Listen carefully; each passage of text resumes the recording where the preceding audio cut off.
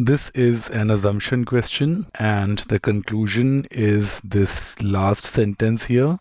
The missing link is between all the information given and the conclusion that this community will soon have to import either milk or cheese or both.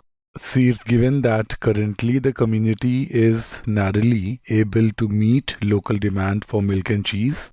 However, as the per capita income of the community has risen, the consumption of cheese has also risen, and several gallons of milk produce 1 pound of cheese.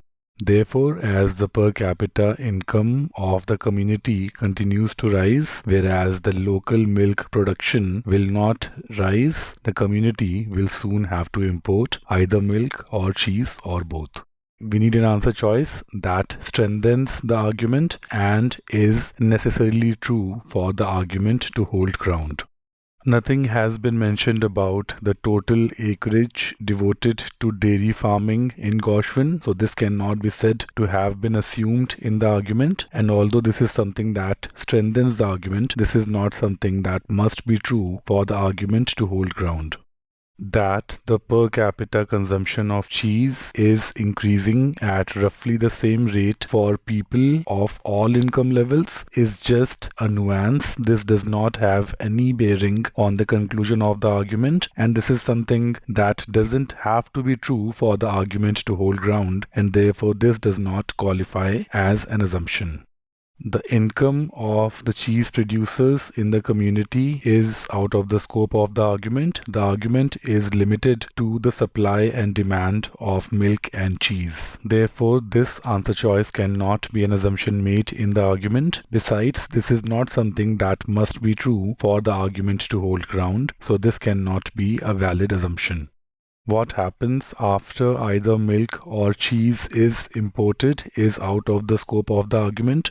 The argument is limited to the need of such an import. Whether such import will lead to a higher percentage of people's incomes being spent on food is out of the scope of the argument. And once again, this answer choice does not include information that must be true for the argument to hold ground.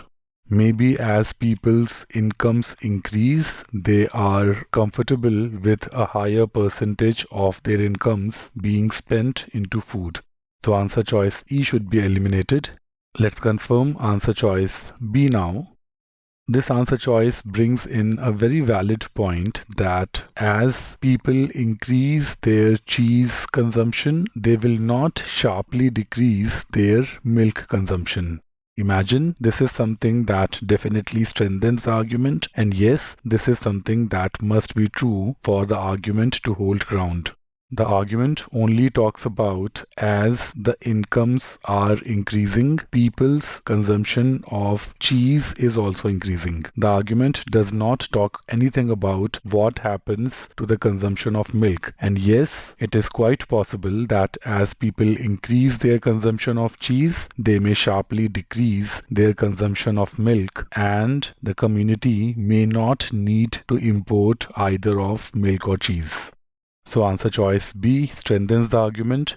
It includes information that must be true for the argument to hold ground. B is the correct answer choice.